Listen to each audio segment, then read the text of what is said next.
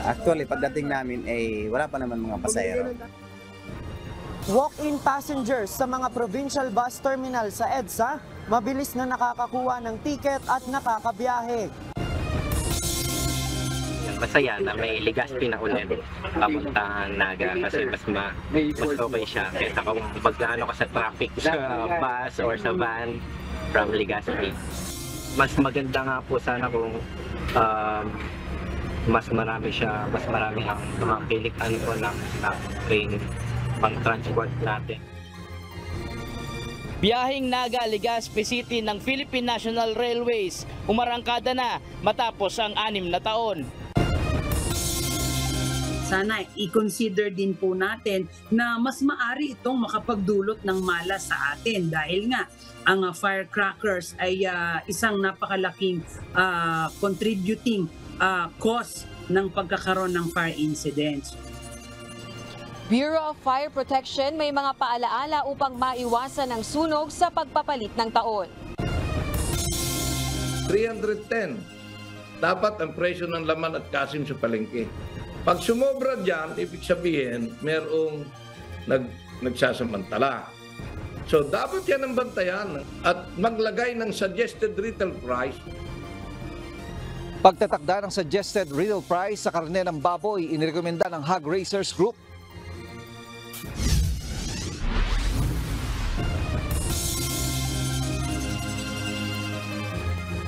Magandang hapon Pilipinas at sa buong mundo.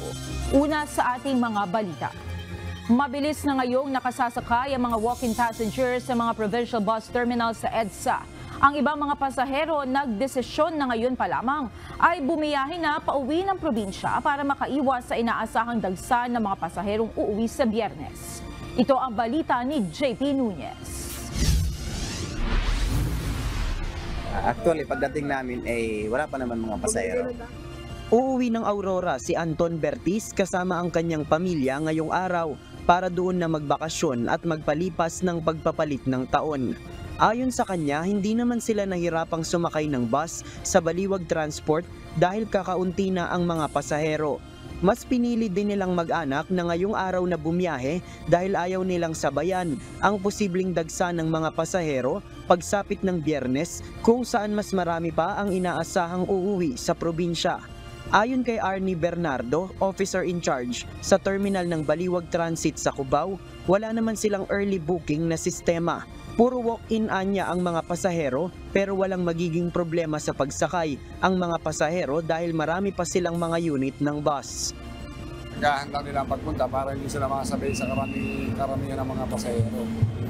Pero marami naman tayong proof na bibiyahe. Sina Edgar Cayabyab naman sa Solid North Transit sumakay pauwi ng Pangasinan para doon na salubungin ang pagpapalit ng taon. Wala pa daw anyang 5 minuto ay nakasakay na rin sila ng bus. Umiwas din sila sa posibleng dagsa ng mga pasahero sa Biyernes. First come first serve basis po sila. Kaya inagaan lang namin para hindi kami sumabay sa dagsaan ng uwi. Pagdating namin dito, paalis na yung sinundan nito. Then after that, eto na kaagad, nakasakay kami kaagad. Ayon sa management ng Solid North Transit, may mga early booking silang sistema at walk-in. Hinihikayat nila ang mga pasahero na mag-early booking sa kanilang website para makatiyak na may masasakyan pagdating ng terminal. Pero nakahanda pa rin naman nila silang magdagdag pa ng mga unit ng bus sakaling kapusin para sa mga walk-in passengers. Samantala si Jason Sosa naman na pauwi ng Cagayan, mas piniling mag-early booking sa 5-star transit noon pang December 21. Nais anya niyang makatiyak na makakasakay ng bus kaya mas pinili niyang magpabook ng tiket ng mas maaga. Hindi na ako kasi online na po ako nag-booking. Mas maganda na yung mag-booking online. Ayon sa mga management ng mga provincial bus terminal dito sa EDSA, maluwag na sa ngayon dahil karamihan sa mga pasahero ay nakauwi na ng kanilang mga probinsya. Pero pagsapit ng Biyernes, inaasahan nila na pwede pang dumagsa ang mga pasahero. Habang sa January 2 naman, inaasahang magbabalikan na sa Metro Manila ang mga umuwi sa kanilang mga probinsya. JP Nunez, UNTV, News and Rescue. Diyos ang aming sandigan, serbisyo publiko ang aming pinahahalagahan. Pinaghahandaan na ng Philippine Ports Authority ang muling pagdagsa ng mga pasahero sa Pantalan na hahabol sa pag-uwi sa mga probinsya para sa pagpapalit ng taon. Gayon din ang mga babalik naman pa Maynila pagkatapos ng holiday season. Pero isa sa nakikita ng PPA na problema ay ang kakulangan ng mga barkong bibiyahe mula sa Batangas Port patawid ng ibang mga probinsya. Mula sa Batangas Port, ito ang balita ni Ryan Lacanlale live. Ryan, gaano karami ang kulang na barko na bumibiyahe mula dyan sa Batangas Port? Monica, sa paliwanag ni Attorney Jason Tiago kanina, ang General Manager ng Philippine Ports Authority, merong 12 RoRo dito at 6 na fast trap. Yung 12 RoRo, naglalaman ito bawat isa ng 700 hanggang 1,000. Sasapat sana ito kung bumibiyahe lamang ang lahat ng ito. Kaya lang, sa ngayon, 15 lamang ang bumibiyaheng barko dito sa Batangas Port. Kulang na kulang pa rin ang mga barko na bumibiyahe mula dito sa Batangas Port, kaya hindi nasasapatan ang dami ng mga pasaherong dumadaan sa Pantalan. Ang siste, nagkakaubusan ang ticket ng mga shipping company, kaya umahaba ang pila sa labas ng Pantalan sa ticketing area. Hindi naman na sorpresa yan. Talagang inaasahan natin na magkakaubusan ng ticket. Weeks before sinabi na natin yan. At ang talagang rason din yan, kulang din talaga yung biyahe, no? Kulang yung barkong bumabiyahe. Ports Authority matagal nang nananawagan sa mga shipping line ng mga karagdagang barko, lalo na sa mga ganitong peak season. Nasa kamay na daw ng Marina at Department of Transportation ang pagpaparami ng mga sasakyang pangdagat. Dito sa Batangas Port, nasa 15 barko lamang ang bumibiyahe mula sa siyam na shipping line, kaya kulang na kulang talaga sa dami ng mga pasaherong dumadaan sa Pantalan. Kahit December 27 ngayong araw, nasa 17 hanggang 18,000 pa rin ang pasahero ngayong araw at inaasahang aabot pa ng hanggang 22,000 ang pasahero.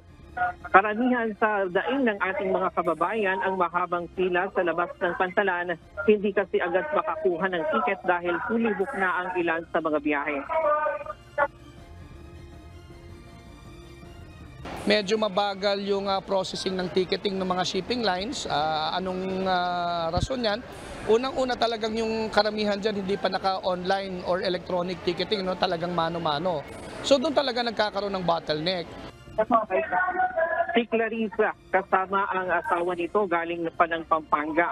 Sa Mindoro nila, nakasanayan na salubungin ng pagpapalit ng taon. Anya, nabawasan na ang haba ng pila ngayon sa Batangas Port kumpara sa mga nakalipas na taon. Ngayon, medyo nababawasan na yung pila, hindi na tulad nung dati. Sobra dati, nakaupo pa kami dun sa labas pag bago pumasok, talagang pila siya. Pero okay naman ngayon kasi sabi nila priority ang bata, sana priority nila kami. Si Leslie mula sa Cavite kasama ang kanyang kapatid at mga kaibigan. Magbabakasyon sana sila sa Puerto Galera pagpalit ng taon, pero hindi nila inaasahan ang kanilang nadatnan sa terminal dahil ang inaasahan nila ay noong nakaraang linggo pa ang bulto ng mga pasahero.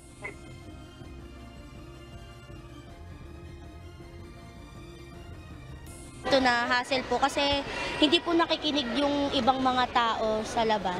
Tapos, pagdating po dito sa loob, goods naman na po.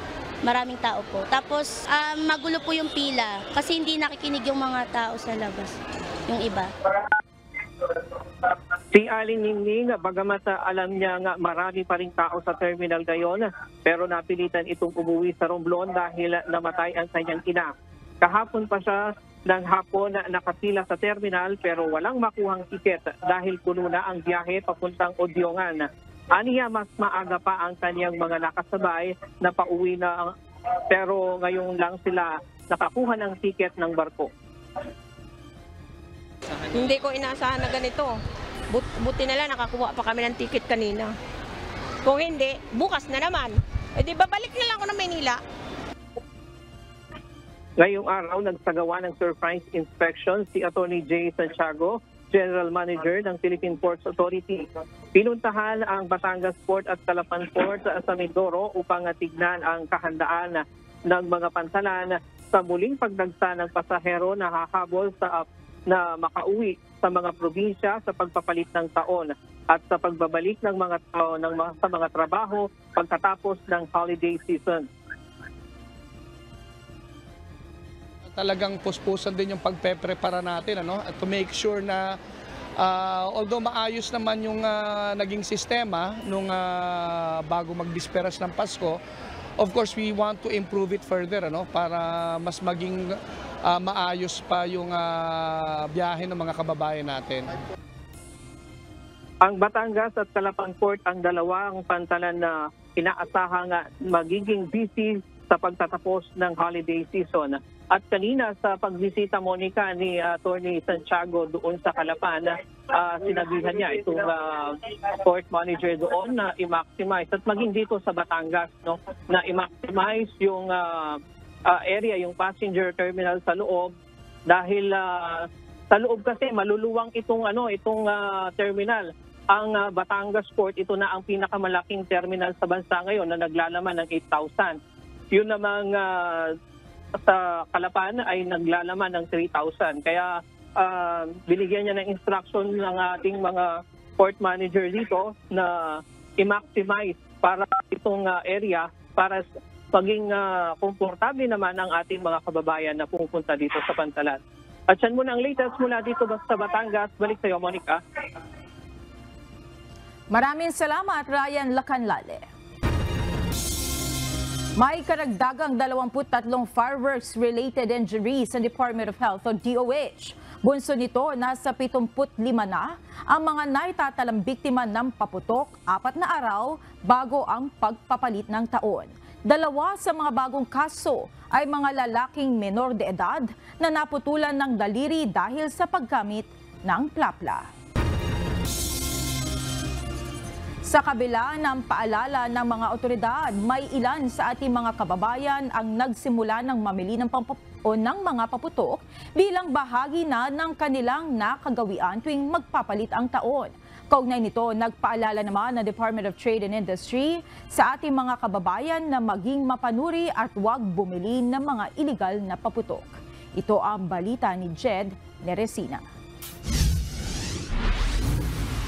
Kami po sa DTI magko-cooperate po tayo sa kung ano man ang desisyon ng LGU, pero kami po babantayan po namin yung mga mismong fireworks and firecrackers na nilalabas sa merkado at pwedeng bilhin ng ating mga consumers. Ilang linggo bago pa ang pagpapalit ng taon, puspusan na ang ginagawang pag-inspeksyon ng Department of Trade and Industry sa mga tindahan ng paputok sa Bocaue, Bulacan. Noon lamang nakaraang linggo, umabot sa 1,543 ng mga ipinagbabawal na paputok ang nakumpiska ng DTI sa mga tindahan at inisyuhan rin ng mga ito ng Notice of Violation. Pinagpapaliwanag ng DTI ang mga ito kung bakit sila nagbebenta ng mga iligal na paputok upang malaman kung dapat bang suspindihin ang kanilang business permit. Ayon kay DTI Assistant Secretary for Consumer Protection Group Attorney Amanda Nograles, tuloy-tuloy ang magiging inspeksyon nila sa mga tindahan ng paputok hanggang sa pagpasok ng 2024. Ito ay upang masiguro na walang mga iligal na paputok ang makalulusot sa merkado. We are ongoing with our monitoring kasi nga po delikado talaga yung laganap ng mga fireworks and firecrackers na dinidikitan lang basta-basta ng PS mark. Ang ordinaryong consumer, mahihirapan po na masuri kung legitimate or fake yung PS mark. Paalala ng DTI sa publiko, bumili lamang ng paputok sa mga authorized dealer o ang mga tindahan na may PNP license o permit. Ito ay upang maiwasan na makabili ng mga substandard na produkto na maaaring pagmulan ng aksidente. Payo rin ito sa mga mamimili na suriin kung may PS markings at kung may nakalagay na license number ng manufacturer sa bibilhing paputok. At para makasiguro na lehitimo ang PS markings na nakalagay sa mga pailaw o paputok, maaari itong i-countercheck sa listahan ng DTI na makikita sa kanilang website sa www.dti.gov.ph. Para sure tayo na talagang lehitimo itong PS mark, i-countercheck nila ba yung mismong modelo na bibili nila doon sa listahan ng DTI sa DTI website. Kasi kada manufacturer na merong lisensya, meron lang specific models na pwede silang i-manufacture at ibenta dito sa merkado natin. Base sa datos ng DTI mula Enero hanggang Nobyembre ngayong taon, umabot na sa mahigit 129,000 na piraso ng mga ipinagbabawal na paputok ang kanilang nakumpiska na nagkakahalaga ng mahigit sa 38 million pesos. Muli namang hinikayat ng ahensya ang publiko na isumbong ang mga retailer, distributor at manufacturers na nagbebenta ng mga hindi lisensyadong paputok. Maaaring makipag-ugnayan sa kanilang consumer care hotline sa number 1384 o mag-email sa consumercare@dti.gov.ph. Jed Neresina, UNTV News and Rescue. Diyos ang aming sandigan, serbisyo publiko ang aming pinahahalagahan. Tiniyak ng pamunuan ng Bulacan Medical Center na handa na sila sa mga pasyenteng mabibiktima ng paputok na posibleng isugod sa ospital. Kanina, nag-inspeksyon ng Department of Health Region ang kahandaan ng ospital, kabilang na ang kanilang manpower at mga pasilidad. Mula sa Bulacan, ito ang balita ni Nestor Torres live. Nestor, ano na ang mga pinaghahandaan at mga paghahandang ginawa ng Bulacan Medical Center para sa inaasahang mga pasyente na isusugod sa ospital kaalinsabay nga ng pagpapalit ng taon? Monica, magandang gabi. Naihanda na nga ng pamunuan ng Bulacan Medical Center ang lahat ng mga kinakailangan ng medical supplies at maging ang mga kailangan ng pasilidad na gagamitin para sa mga pasyente na posibleng isugod sa ospital. Kaya susakasakaling itong pagpapalit ng taon. At partikular na dyan yung mga pasyente na posibleng maging biktima ng paputok. Nag-inspeksyon kanina ang Department of Health Region 3 sa Bulacan Medical Center upang makita ang kahandaan ng ospital sa inaasahang dagsa ng mga pasyente kalinsabay ng pagsalubong sa pagpapalit ng taon. Partikular sa inspeksyon ng DOH ang mga medical equipment at facilities ng ospital na gagamitin sa mga pasyente na mabibiktima ng paputok. Gayon din kung sakaling mayroong mga mabibiktima ng ligaw na bala. Ayon kay Dr. Lito Trinidad, ang hepe ng Bulacan Medical Center, 100% nang nakahanda ang emergency room ng ospital, bukod pang mga doktor at mga tauhan na naka-duty sa ospital. Gayon din ang mga naka-on-call duty sakaling magkaroon ng malaking insidente.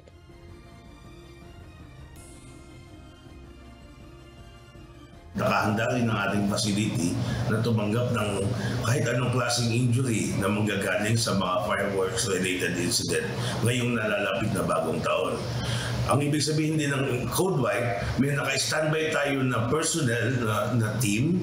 Bukod sa naka-duty, meron pa rin tayong on-call na in cases of mass casualty incidents, nakahanda sila magbigay serbisyo sa ating pag-abutan. Samantala, batay naman sa tala ng DOH as of December 22, mayroon ng 17 kaso ng mga naputukan sa rehiyon. Naitala ang pinakamaraming kaso ng firecracker-related injuries sa Pampanga na umabot na nga ng 10, 3 sa Bulacan at maging sa Nueva Ecija, habang mayroong isang biktima naman na naitala sa Bataan. Ang mga ito ay pawang mga biktima ng ipinagbabawal na boga, skyrocket o quitis, gayon din ang 5-star, piccolo at whistle device. Base sa monitoring ng DOH, marami sa mga napuputukan ay pawang mga bata dahil namumulot ang mga ito ng paputok. Muli namang nagpaalala ang DOH na huwag nang bumili o gumamit ng paputok lalo na ang mga bata upang maiwasan ang insidente.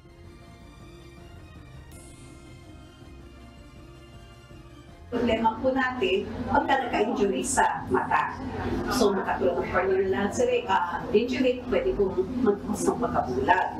And then, yung pong ating ingatan din po ng mga magulang. Ito pong mga kabataan, at minsan, mayroong mamumulot na mga fireworks, di ba, Doc? Iyan po yung nakikita natin na biglang puputok. So, bantayan po natin.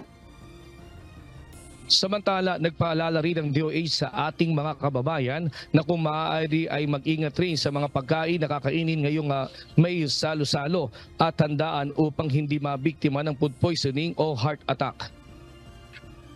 Monica, sa kanina nga ay nag-inspeksyon din dito sa Bukawe, Bulacan sa mga tindahan ng paputok ang PNP. Kasama na nga dito na nanguna ay si Police Brigadier General Jose Hidalgo Jr. kasama nga si Vice Mayor ng Bukawe na si Vice Mayor Sherwin Tugna, kung saan nga ay pinuntahan nila yung mga ilang mga tindahan ng paputok pero wala naman ditong nakakuha o na mga ipinagbabawal na paputok. Pero kanina, prinisenta nila yung mga bawal na paputok kasama na nga dito yung Bin Laden, atomic bomb at iba pang mga baby rocket o yung iba pang mga bawal na paputok na talaga namang hindi pwedeng gamitin lalo na't delikado ito sa mga tao. At dito nga sa Bukawi, Bulacan ay makikita natin na marami na rin nga na mga tao dito na pupunta at dagsa na rin yung mga tao. Pero ang nagiging problema lang dito, nagkakaroon lang talaga ng mabigat na traffic dahil nga sa maraming mga nagtutungo pa rin. At pinag-iingat naman dito yung mga tao na pumupunta, lalo na't yung mga bata ay kung maaari ay huwag dalhin dito sa mga tindahan dahil delikado. At kung maaari, mga matatanda na lang yung pumunta at huwag yung mga bata dahil bawal dito nga magbenta nga o bentahan yung mga minor de edad. At yan mo tayo latest live mula dito sa Bukawe, Bulacan. Balik sa iyo, Monica. Maraming salamat, Nestor Torres. Ngayong nalalapit na ang pagpapalit ng taon, hindi maiiwasan na naririyan pa rin ang banta ng pagsiklab ng sunog, lalo na at mayroon pa rin inaasahan na gagamit ng mga paputok. Ating alamin ang iba't ibang mga pamamaraan upang maiwasan ang sunog sa pagpapalit ng taon. Ito ang balita ni Rosalie Cos. Nakagawian na ng pamilya ni Ginang Merly ang maghanda ng salo-salo sa tuwing magpapalit ang taon. At upang matiyak na hindi mauuwi sa sunog ang kanilang selebrasyon, laging sinusuri ni Aling Merly ang kanilang LPG tank para masiguro na wala itong tagas o singaw. Kailangan po i-check po natin yung ating mga lutuan, lalo po yung kalan.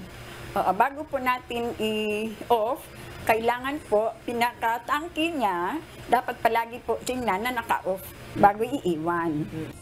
Gaya ng mag-anak ni Aling Merly, hinihikayat ng Bureau of Fire Protection o BFP ang bawat pamilya na alamin ang fire safety practices o dapat tandaan at gawin upang maiwasang maging biktima ng sunog, lalo na sa pagpapalit ng taon. Una na rito ang pag-iwas sa paggamit ng paputok, lalo na sa residential areas. Ilang lokal na pamahalaan na ang nagdeklara ng firecracker ban sa private residences. Sa tala ng BFP, 2 sunog na ang nangyari ngayong buwan ng Disyembre dahil sa pagsabog ng paputok.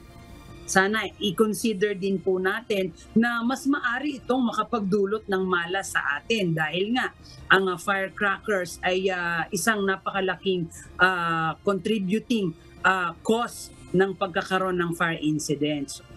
Payo ng BFP sa publiko, ugaliin ding suriin ang linya at mga kawad ng kuryente. Iwasan ang octopus at loose connection. I-unplug o alisin sa saksakan ng mga hindi ginagamit na appliances. Huwag iiwanan ang nakasalang na niluluto. Huwag nang manigarilyo dahil pinagmumulan din ng sunog ang upos ng sigarilyo. Hikayati ng mga miyembro ng pamilya na sanayin ng EDIT o emergency drill in the home. Ito ay ang pagsasagawa ng fire exit plan sa tahanan. Edit po tayo. Tayo po sa pamilya, pag-usapan po ito o saan ang main switch, saan ang fire exit. Ano po, lalong-lalo na kung naka-grills ang bahay natin. Tayo po ay may small opening na magiging exit. Minsan po nakalock. So at least alam po ng taong bahay saan ang susi ng lock ng yon. Sa sandaling may sunog, agad na tumawag sa 911 upang agad na makaresponde ang mga bumbero. Rosalie Cos, UNTV News and Rescue. Diyos ang aming sandigan, serbisyo publiko ang aming pinahahalagahan. Inirekomenda ng isang grupo ng mga hog raiser ang paglalagay ng suggested retail price sa karne ng baboy. Pero ayon sa National Economic and Development Authority o NEDA, mahirap itong mabantayan. Ito ang balita ni Ray Pelayo. 310. Dapat ang presyo ng laman at kasim sa palengke. Pag sumobra dyan, ibig sabihin, merong nagsasamantala. So, dapat yan ang bantayan at maglagay ng suggested retail price. Namamahala ng Pork Producers Federation of the Philippines o ProPork sa retail price ng karne ng baboy. Base sa price monitoring ng Department of Agriculture, umabot sa 340 pesos ang kasim habang nasa 400 pesos ang pinakamataas sa presyo ng liempo. Ayon sa grupo, dapat ay hindi lalagpas sa 350 ang presyo ng karne ng baboy sa mga palengke. Sa ngayon nila ay nasa 150 hanggang 180 pesos lamang ang farm gate price o presyo ng buhay na baboy. Pangamba ng grupo na baka maapektuhan ang lokal na produksyon dahil mawawalan na ng gana ang mga hog raiser, lalo na't apektado pa rin sila ng African Swine Fever o ASF. Ang sigurado riyan ay hindi magpaparami or hindi babalik yung mga na dating nag-aalaga ng baboy. Dahil at maaaring tumigil yung iba sapagkat nalugi nga eh. Ayon naman sa National Economic and Development Authority o NEDA, hindi biro ang pagbabantay kung maglalagay ng SRP sa karne ng baboy. Yung sa SRP, mahirap yung monitoring. Masyadong maraming sellers to, no? Ang tingin namin kasi dito, kulang talaga yung domestic production. Gaya ng ProPork, may hinagpis din ang samahang industriya ng agrikultura sa pagpapalawig ng mababang taripa sa karne ng baboy, bigas at mais.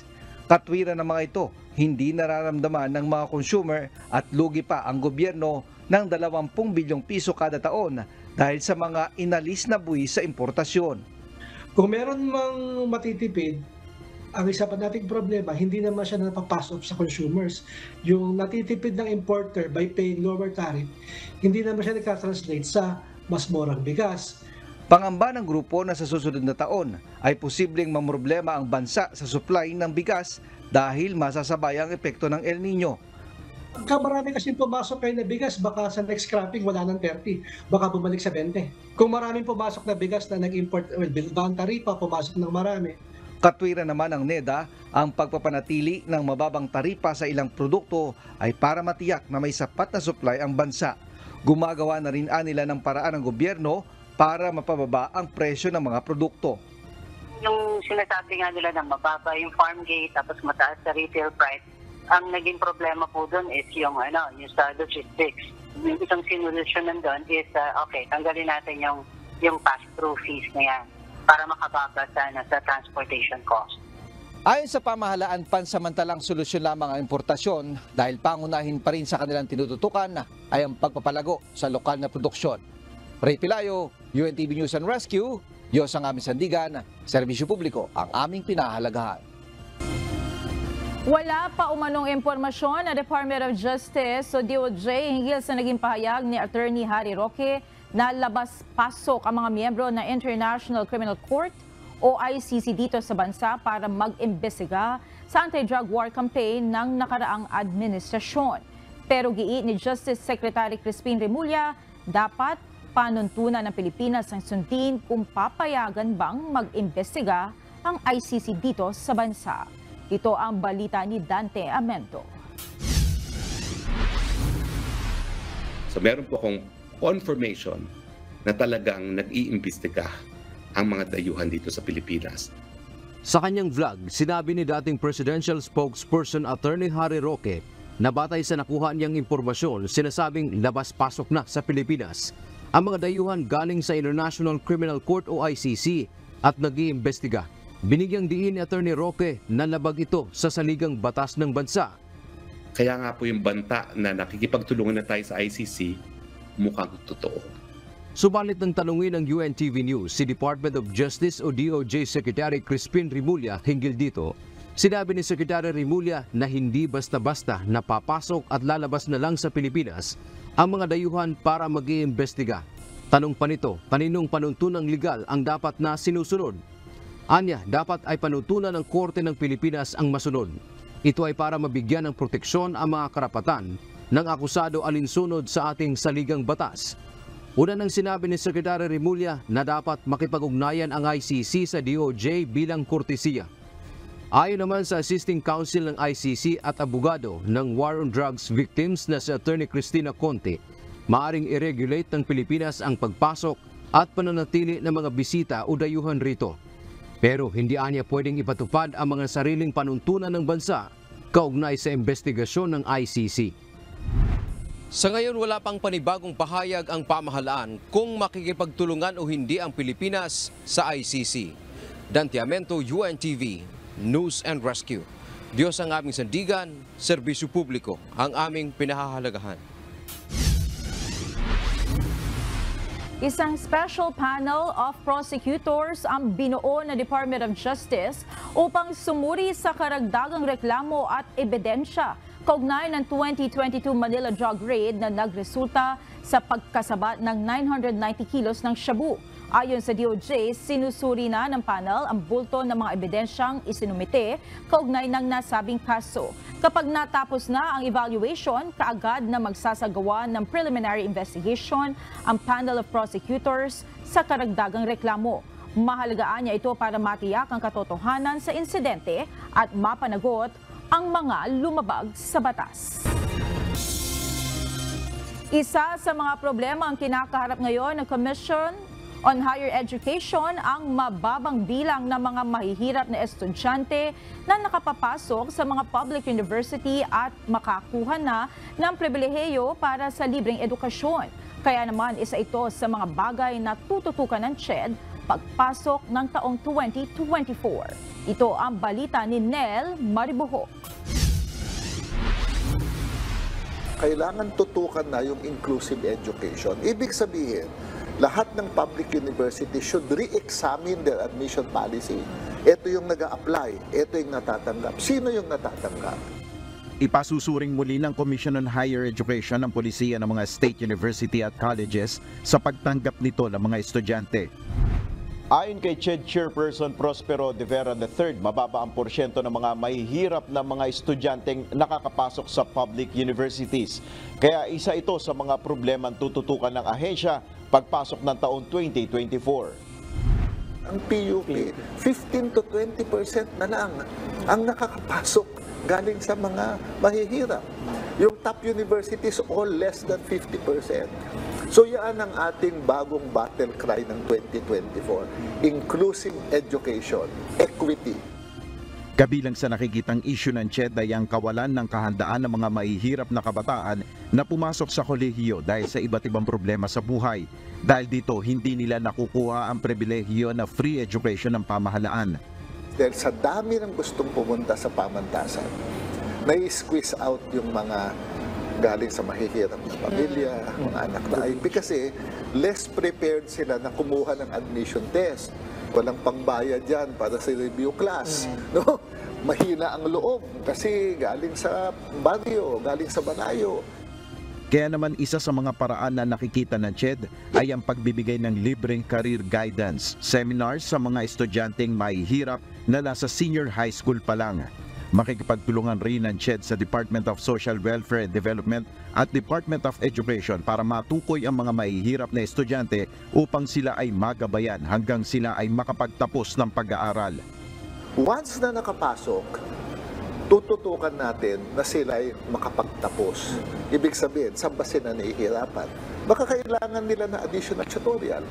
Kung may pondo ang pamantasan, baka naman pwedeng magbigay ng libreng pananghalian para sa mga bata. Nel Maribuhok, UNTV News and Rescue. Diyos ang aming sandigan, serbisyo publiko ang aming pinahalagahan.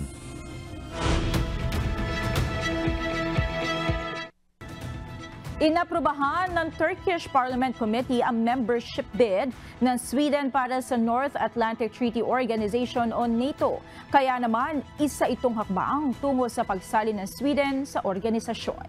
Ito ang balita ni Danny Delieva.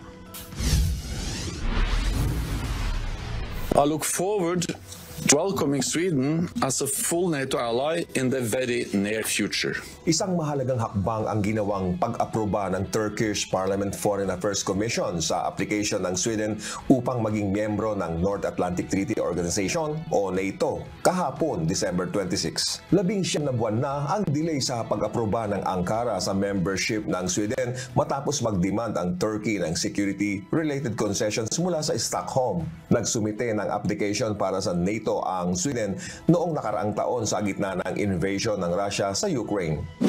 Ang susunod namang hakbang sa membership ng Sweden ay ang pagboto sa Parliament General Assembly kung saan ang partido ni Turkish President Recep Tayyip Erdogan pa rin ang mayorya. Inaasahan namang papasa muli ang Sweden sa isang botohan na maaaring isagawa sa loob ng mga susunod na linggo.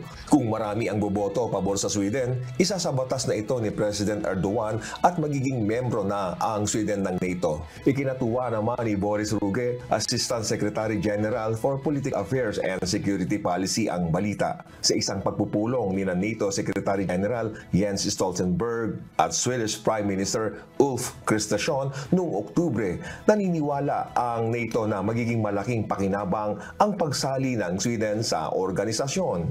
Sweden's membership will make NATO stronger.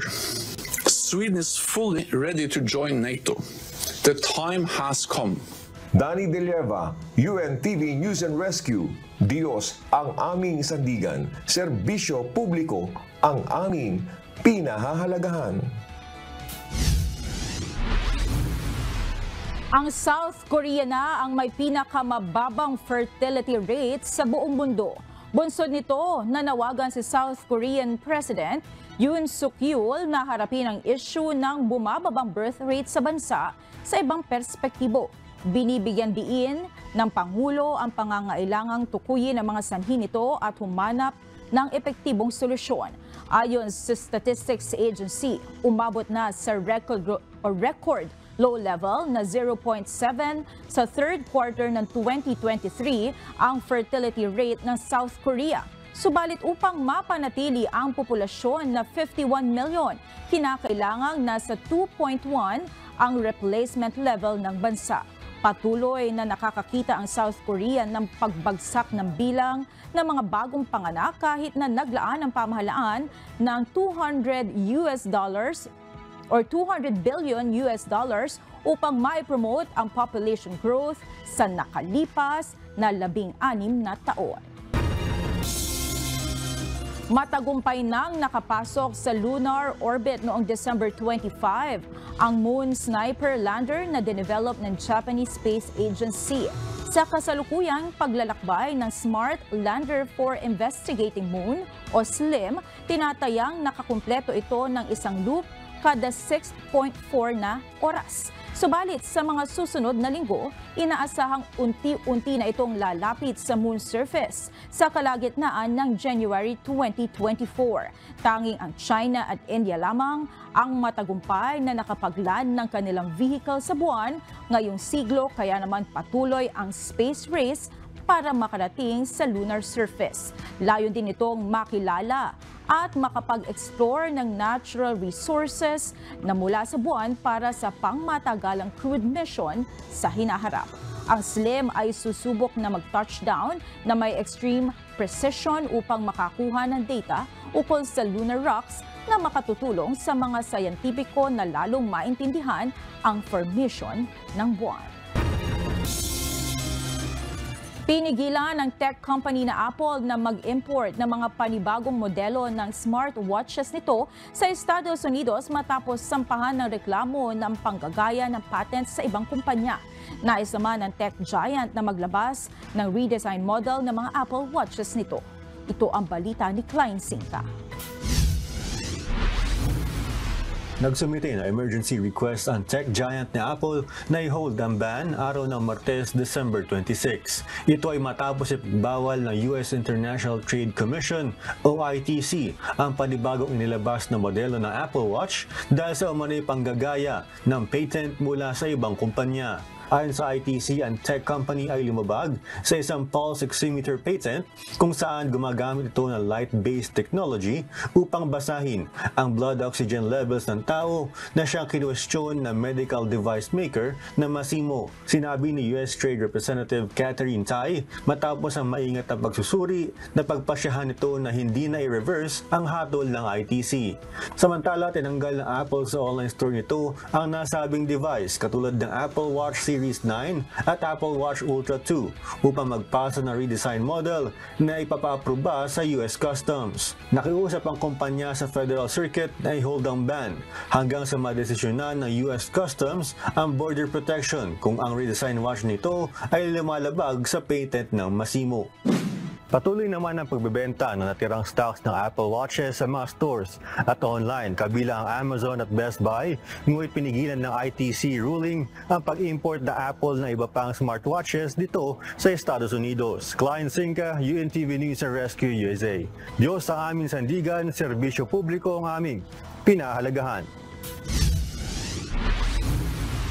Balikan natin muli ang mga balita sa loob ng bansa. Umarangkada na ngayong araw ang balikang biyahe ng PNR o Philippine National Railways sa ruta ng Naga City hanggang Legazpi City sa Albay. Ayon sa mga commuters, sulit ang 6 na taong paghihintay bago ang muling pagbubukas ng nasabing ruta ng PNR dahil mas maluwag at maayos na ngayon ang biyahe ng tren sa Bicol. Ito ang balita ni Ryan sa Latandol. Malawak, but spacious siya, sa van, sobrang comfortable dito. Matapos ang 6 na taong pagsasara, muli nang binuksan ngayong araw ng Philippine National Railways ang balikang biyahe ng tren mula Naga City hanggang Legazpi City sa Albay. Alas 5:45 ng umaga kanina nang umarangkada ang unang biyahe ng tren mula Legazpi City patungo ng Naga City. Sa ngayon ay mayroon pa lamang tig-2 batch ng biyahe ang binuksan ng PNR sa naturang ruta para sa mga Bicolano. 15 pesos hanggang 115 pesos ang pamasahe sa tren, depende sa destinasyon. Habang pwede pa rin i-avail ng mga senior citizen at mga estudyante ang discount sa pamasahe. May 8 stopover ang tren sa nasabing ruta, kabilang na ang mga bayan ng Pili, Iriga, Pulangi at Ligao. Dito magsasakay at magbababa ng pasahero ang tren, habang tatahakin naman ito ang 8 flag stops kabilang na ang Baaw, Lourdes, Bato, Matacon, Uwas, Bagtang, Washington Drive at Kapantawan. Sa unang araw ng muling pagbubukas ng ruta, may ilang mga pasahero ang sinamantala ang pagkakataon na makasakay ng mga bagong tren na siyang pinapatakbo sa linya. Muli namang tiniyak ng management na mas komportable at ligtas na sakyan ang mga bagong tren ng PNR.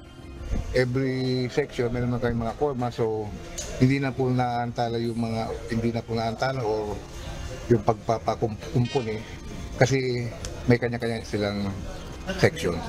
Bawat area sa 5 kilometers may specific na tao na tumitingin dyan. Taong 2017 nang pansamantalang isara ang Naga to Legazpi route ng PNR para isailalim ang linya sa rehabilitasyon. Matagal mang nahinto ang biyahe para sa ilang mga pasahero, sulit ang kanilang paghihintay dahil mas maayos na ngayon ang serbisyo ng tren. Ayun, masaya na may Legazpi na ulit papuntang Naga kasi mas okay siya kaysa kung magdaan ako sa traffic sa bus or sa van from Legazpi. Mas maganda nga po sana kung mas marami ang tumapilik ng stop train pang transport natin.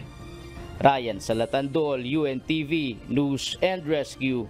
Diyos ang aming sandigan, serbisyo publiko ang aming pinahahalagahan. Itinuloy ng mga kasapi ng grupong Piston sa Davao City ang kilos protesta bilang pagtutol sa PUV modernization at Davao Bus Project. Nagtipon sa Freedom Park ng lungsod ang grupo upang ilahad ang kanilang saloobin sa plano ng pamahalaan. Ayon sa transmission Piston, nasa 80% umano ng 4 na jeepney groups na bumibiyahe sa Toril, Matina Crosse, Matina Aplaya and Maa ang nakihalok o nakilahok dito. Samantala, may ilang commuters ang nahirapan sumakay. Ngunit ayon sa monitoring ng Land Transportation, Franchising and Regulatory Board, Davao Region, hindi naman masyadong nakaapekto sa publiko ang kilos protesta. Maaga rin silang nakipag-ugnayan sa City Transport and Traffic Management Office para makapag-deploy ng mga bus na maapektuhan ng strike. Nakapagpasa na ng kompletong mga dokumento ang 4 na kumpanya na sumali sa bidding para sa gagawing rehabilitasyon at bagong mamamahala sa operasyon ng Ninoy Aquino International Airport o NAIA. Ayon sa Department of Transportation, kabilang sa 4 na bidders na nakapagsumite na ng kompletong requirements hanggang sa itinakdang deadline kanina ay ang Manila International Airport Consortium, gayon din ang Asian Airports Consortium, GMR Airport Consortium at ang SMC, SAP and Company Consortium. Nauna nang inihayag ng DOTR na may 8 possible bidders ang nagpahayag ng kagustuhang sumali sa public-private partnership ng NAIA operations. Plano ng DOTR na ma-award ang kontrata sa mananalong bidder sa unang quarter ng taong 2024. Aabot sa 200,000 trabaho ang ibinunga ng mga pagbisita ni Pangulong Ferdinand Marcos Jr. sa ibang bansa sa last quarter ng 2022 hanggang 2023. Ayon sa Department of Trade and Industry, ang mga oportunidad na ito ay nanggaling sa foreign visits ng Pangulo sa Thailand, Belgium, China, Japan, Estados Unidos, Malaysia at Singapore. Sa ulat pa ng DTI, nasa 300 billion pesos naman na pamumuhunan ang naisakatuparan na. Ayon kay DTI Board of Investments Undersecretary Seferino Rodolfo, ang kabuang pamumuhunan na ito na nagmaterialize ay kinapapalooban ng 28 proyekto. Ilan sa mga proyekto na ito ay para sa expansion ng kanilang kumpanya sa Pilipinas. Nakatakdang bumiyahe patungong Saudi Arabia sa Department of Migrant Workers Officer in Charge Hans Leo Kakdak upang mapabilis ang pagsettle sa unpaid claims ng mga overseas Filipino workers. Sila ang mga OFW na nawalan ng trabaho at hindi pa rin pinasusweldo matapos na magdeklara ng bankruptcy ang mga kumpanya na dati nilang pinapasukan. Sa isang panayam, sinabi ni Kakdak na bibiyahe siya patungong Middle East upang muling makipag-usap sa mga otoridad sa Saudi hinggil sa issue ng unpaid claims. Umaasa ang opisyal na uusad na ang kanilang pag-uusap at magkakaroon na ng development sa bagay na ito sa unang bahagi ng taong 2024. Nauna nang inihayag ng DMW na mayroong nasa 10,000 mga OFW ang nawala ng trabaho dahil sa pagsasara ng ilang kumpanya sa Saudi Arabia na hanggang ngayon ay hindi pa rin nababayaran sa kanilang mga sweldo.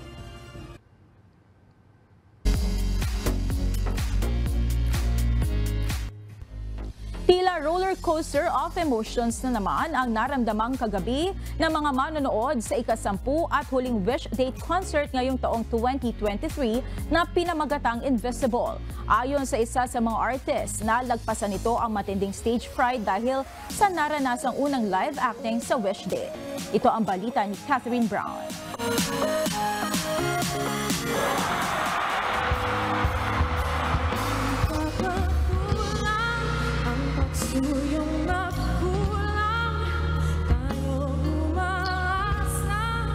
That in a world of 1 billion people, there is one who is destined for you. That you are connected by a thread, an invisible string that binds you with this person.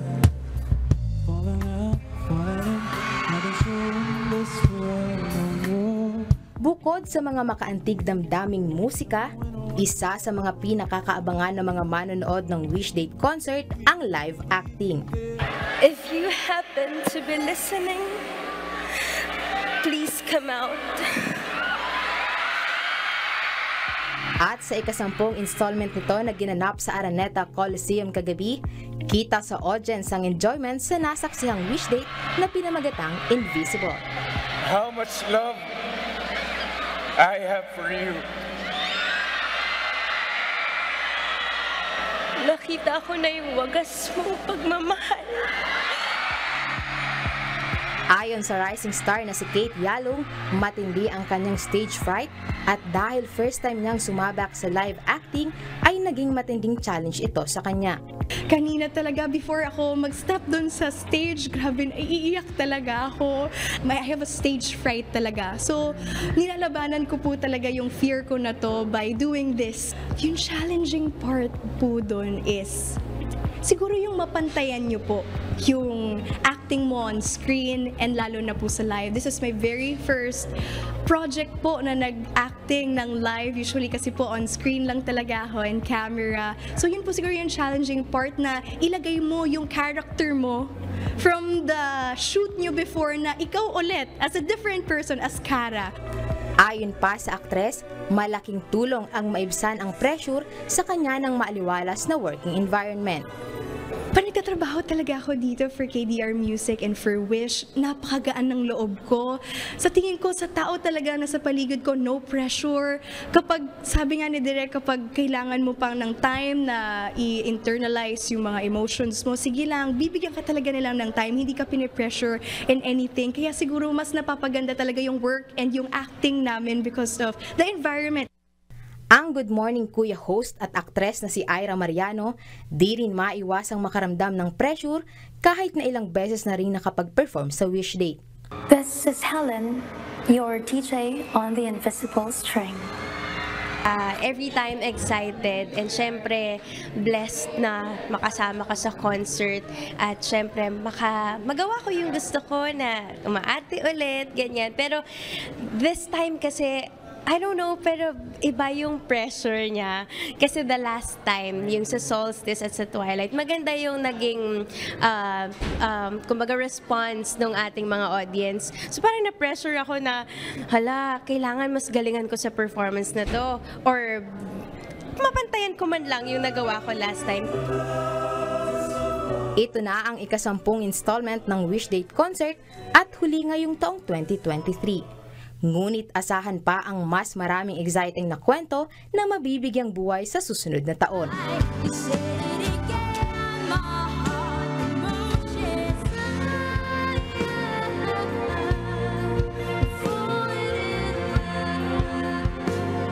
Ayon sa mga performers, talagang aabangan ng mga manonood ang susunod na Wish Date concert.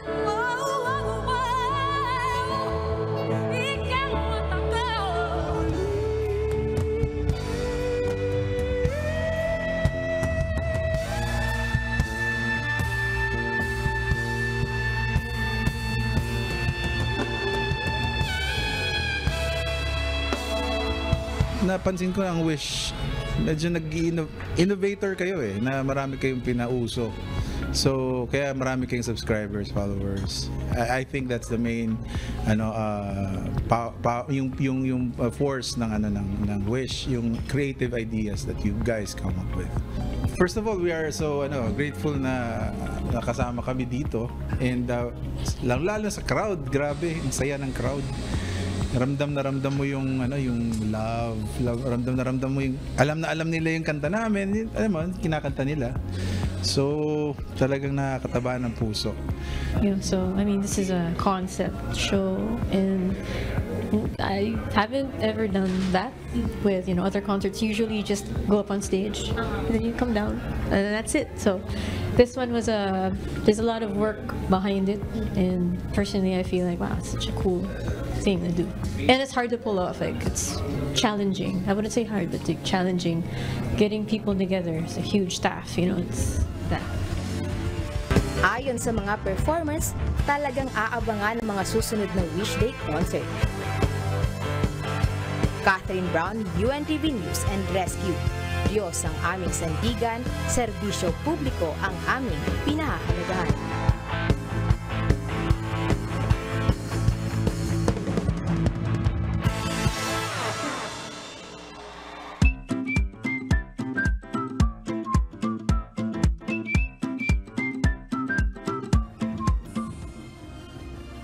Muli, bago po tayo magtapos, mag-shoutout muna tayo sa ating mga naging kausi ngayong gabi.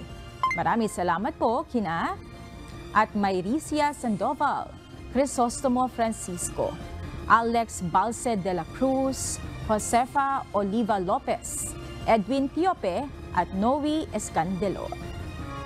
Narito naman ang salita ng Diyos na ating sandigan mula sa Aklat ng Kawikaan, Kapitulo 18, versikulo 24 na nagsasabi, ang nagpaparami ng mga kaibigan ay sa kanyang sariling kapahamakan, ngunit may kaibigan na mahigit kaysa sa isang kapatid.